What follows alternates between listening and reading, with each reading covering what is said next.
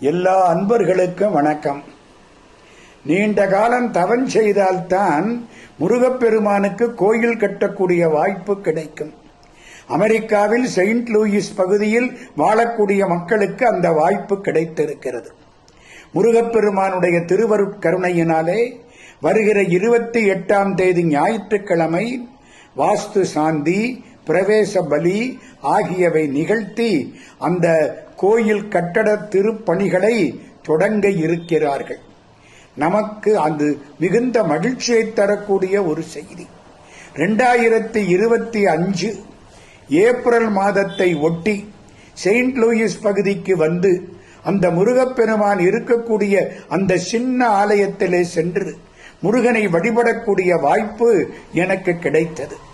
முருகனுக்கு முன்னால் நின்று கண்ணீர் மல்க சண்முக கடவுள் போற்றி, சரவண துதித்தாய் போற்றி, கண்மணி முருகா போற்றி, கார்த்திகை பாலா போற்றி, தன்மலர் கடப்ப மாலை தாங்கிய தோளா போற்றி, விண்மதி வதனவள்ளி வேலவா போற்றி போற்றி என்று பாடிய பொழுது மேலிருந்து ஒரு பூ விழுந்தது.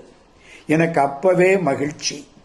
நிறைவாக அற்புதமான சண்முகப் பெருமானுடைய ஆலயம் நம்முடைய செயின்ட் லூயிஸ் பகுதியில் மிகச் சிறப்பானதாக தொடங்கப்பட்டுவிடும், கட்டப்பட்டுவிடும் என்ற சிந்தனை வந்தது.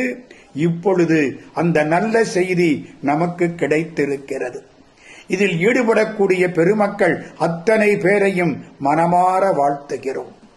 எம்பெருமானுடைய திருவருட்கருணையினாலே மிகச் சிறப்பான ஆலயம் முருகப்பெருமானுக்கு செயின்ட் லூயிஸ் பகுதியில் கட்டப்பட்டு விரைவில் திருக்குட நன்னீராட்டு விழா நிகழ வேண்டும் என்பதை அவனுடைய திருவடித்தாமரைகளில் நம்முடைய பிரார்த்தனையாக வைக்கிறோம்.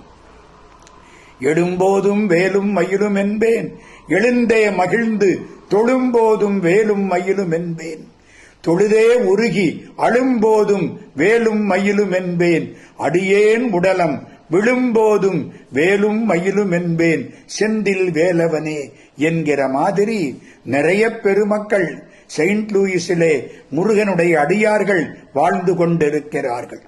அன்பிற்குரிய சிவா அவர்கள், மரியாதைக்குரிய டாக்டர் லட்சுமணன் அவர்கள், அன்பிற்குரிய ராஜா அவர்கள், இன்னும் ரொம்ப பேரை பார்த்தேன்.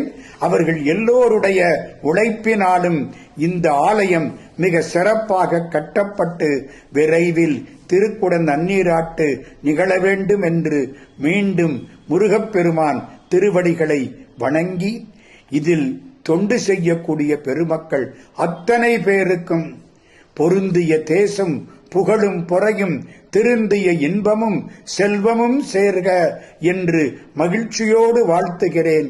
இது நான் பெற்ற பெரும் பேறு.